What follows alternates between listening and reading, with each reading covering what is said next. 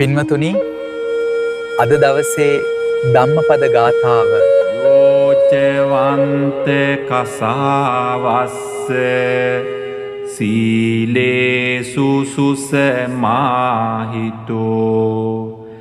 අපේතෝ ධම්ම සච්චේන සවේකාසාව මරහති.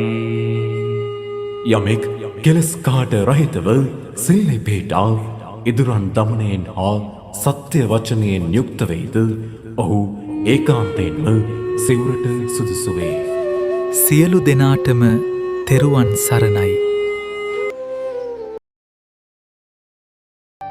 ඒ භාග්‍යවත් වූ අරහත් වූ සම්මා සම්බුදුරජාණන් වහන්සේට මාගේ නමස්කාරය වේවා. පින්වතුනි, අද දවසේ ධම්මපද ගාථාව